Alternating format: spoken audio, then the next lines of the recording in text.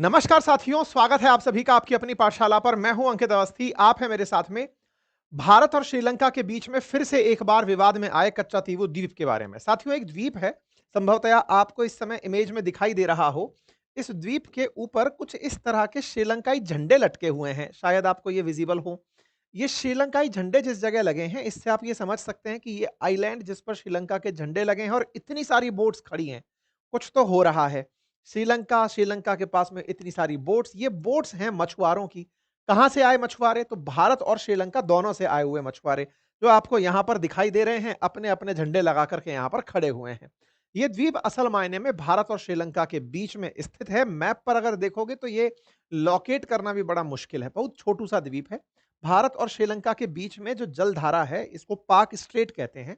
इस पाक स्ट्रेट के अंदर ये यहाँ पर स्थित एक द्वीप है। ये द्वीप कच्चातीवू के नाम से जाना जाता है। इसे लेकर भारत और श्रीलंका के बीच में विवाद रहा है। उस विवाद को आज हम समझेंगे, क्योंकि भारत में श्रीलंका की प्रधानमंत्री आई हुई हैं। 16 तारीख से 18 तारीख तक का उनका विजिट है।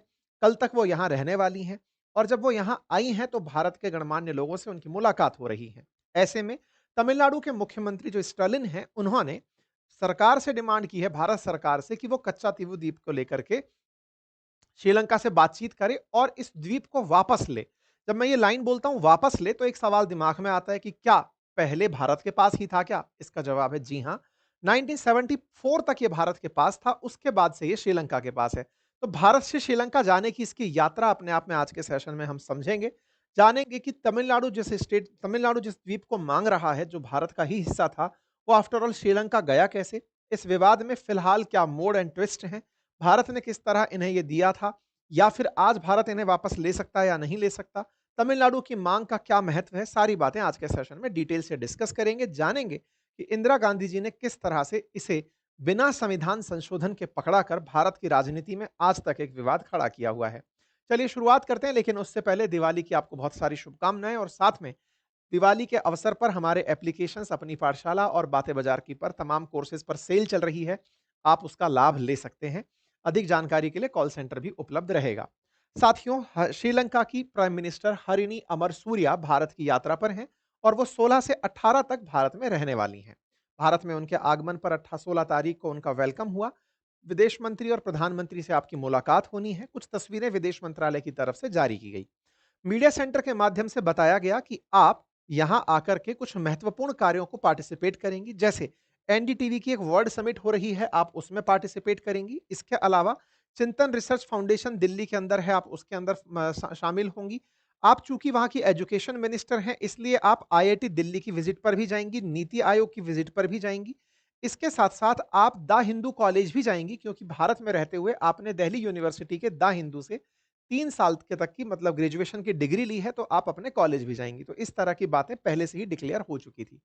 विदेश मंत्री से आपकी मुलाकात होती है और उसके बाद आप पहुँचती हैं हिंदू कॉलेज में, जहाँ से आपने कभी पढ़ाई की थी। तो अपने कॉलेज में पहुँच कर के फिलहाल अपने टीचर्स से, वहाँ पढ़ रहे बच्चों से आपने मुलाकातें की और वहाँ जाकर उन्होंने कहा कि दोनों देशों के बीच में हमेशा घर दफ्तर देशों के बीच में पुल बनवाएँ, दीवारें नहीं। और अपने कॉलेज में आकर इन्हें बड़ा अच्छा लगा। इस तरह से इन्होंने अपनी बातें कही।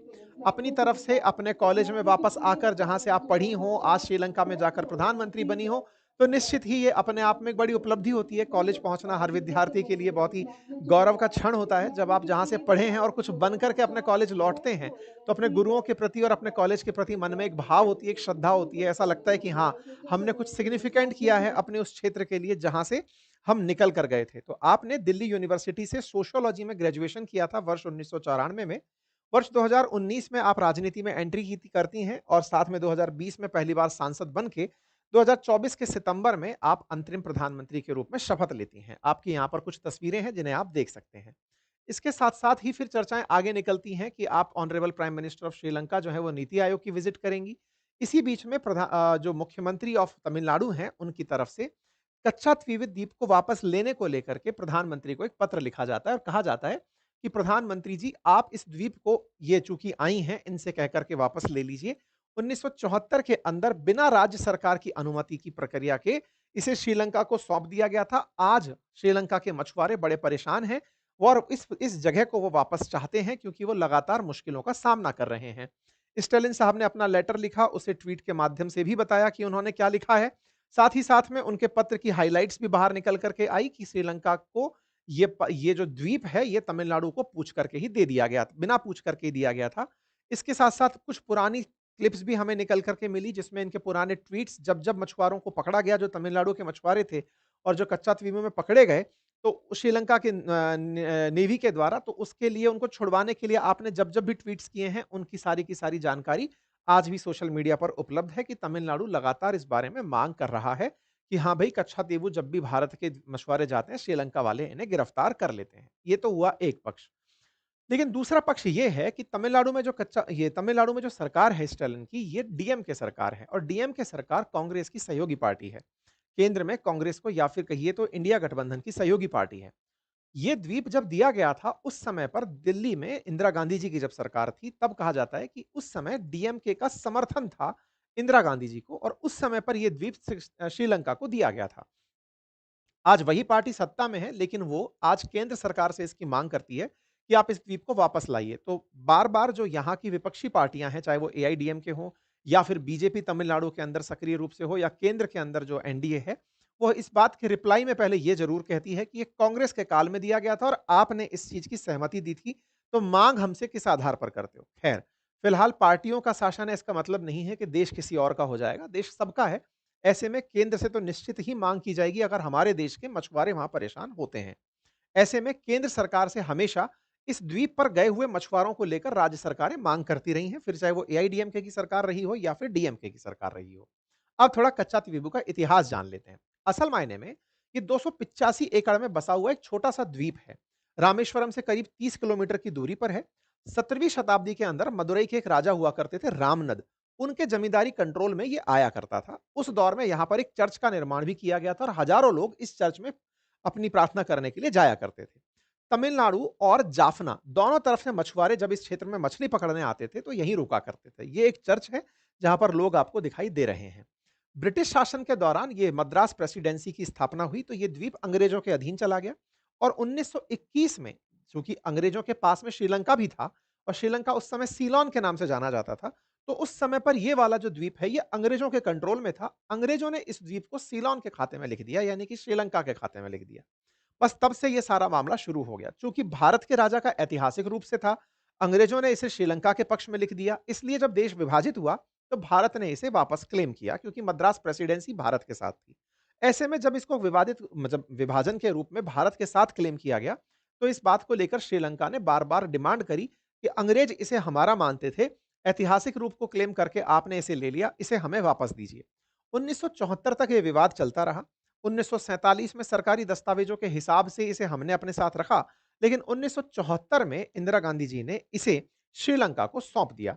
यहां पर इसको लेकर के 2 बार मामले भी बैठे, बैठकें भी हुई, 26 जून को कोलंबो में और 28 जून को दिल्ली में, और India Sri Lanka maritime boundary agreement के आधार पर इस द्वीप को उठाकर श्रीलंका को सौंप दिया गया। मुसीबत क्या हुई कि इस द्वीप को सौंपते समय कोई भी संविधान संशोधन नहीं किया गया। बस इतना कहा गया कि सरकार इसे विवादित जमीन मानते हुए श्रीलंका को सौंपती है। इस पर समझौते में यह बात मेंशन की गई कि भारतीय मछुआरे यहां पर जा सकेंगे, मछली पकड़ने का काम कर सकेंगे या नहीं, ये वाली बात पर कुछ भी नहीं कहा गया।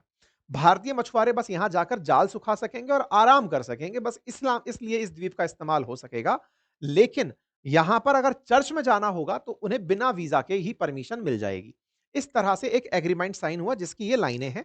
Article 5 of 1974 agreement provides that subject to the foregoing Indian fisheries and pilgrim will enjoy access to visit Kachativu as Hitato will not be required by Sri Lanka to obtain travel document or visas for these purposes।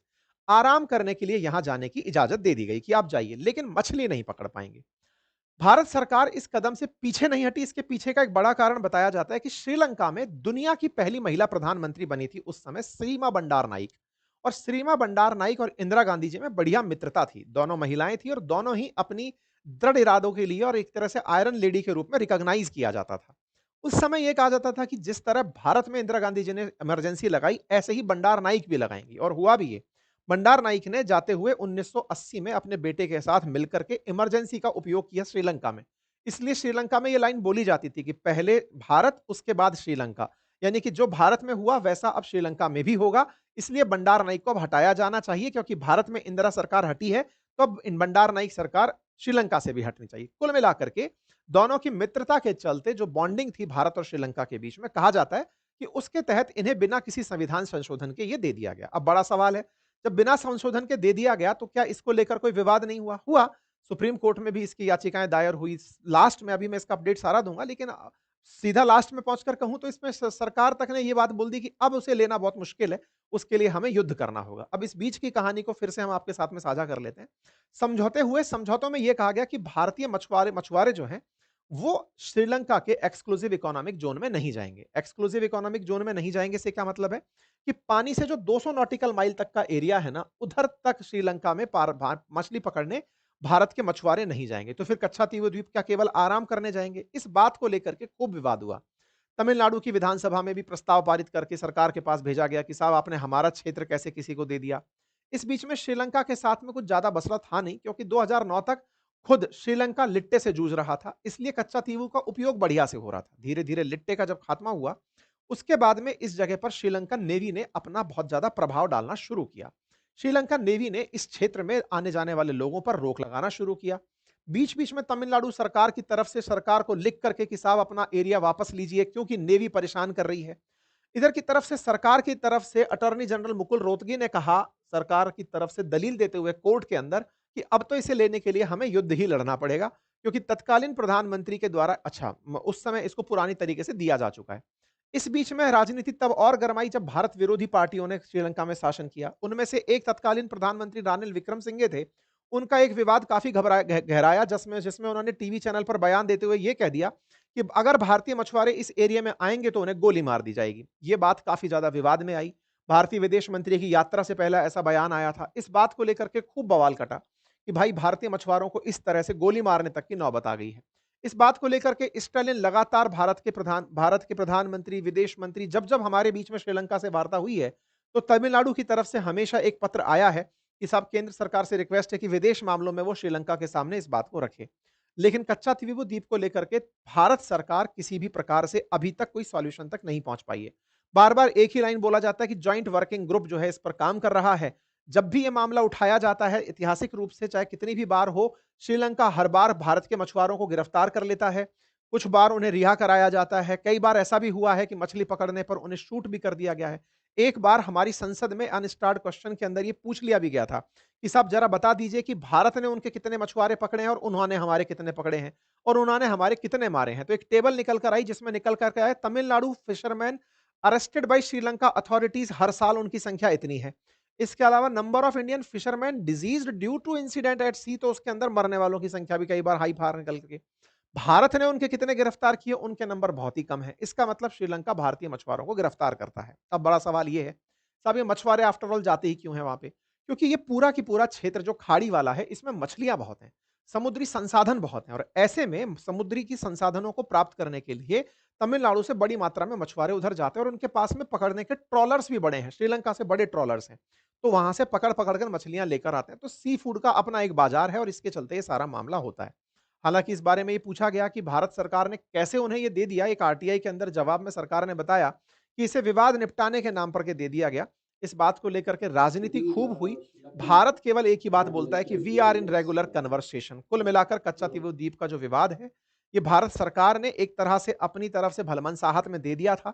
वापस लेने के नाम पर चूँकि दूसरा देश उस पर क्लेम करता है, भारत ने उसको अच्छाई की धारणा के तहत दिया था। अब चूँकि वहाँ से फिशरमैन्स को बहुत दिक्कत होती है, सरकार से क्लेम तो करवाने की कहा जाता है, लेकिन उस पर कुछ होता नहीं है। रेगुलर कन्वर्सेशन ही एक जवाब के रूप में मिलता है। उम्मीद है आप सभी साथियों को कच्चा द्वीप का जो मसला है वो समझ आया होगा।